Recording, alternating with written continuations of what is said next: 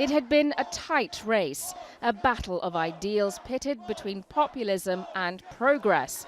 But a frustrated win for the man who had occupied the role for the past 5 years. Andrzej Duda had tied his fate to the right-wing Law and Justice Party and placed his bet on a deeply conservative, often homophobic agenda.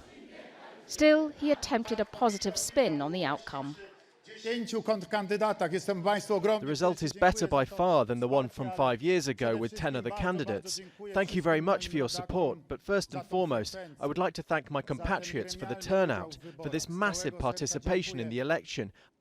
But this was a campaign fought in extraordinary times, deferred by the pandemic. The vote was supposed to have taken place in May, which would have put Duda comfortably ahead of his rivals.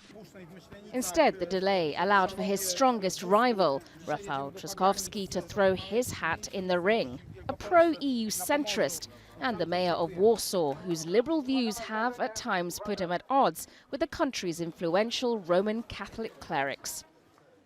To consolidate his base, Duda invoked a nationalist program condemning the country's LGBT rights movement as a foreign ideology more destructive than communism.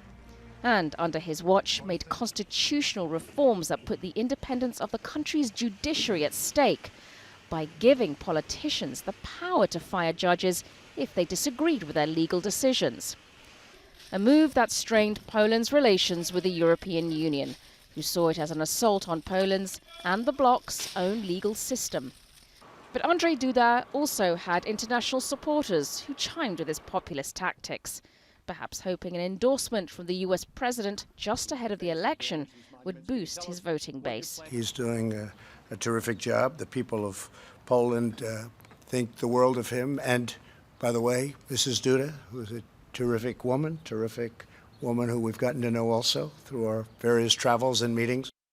Duda's failure to secure an outright win now means that both he and Trzaskowski will face each other again next month.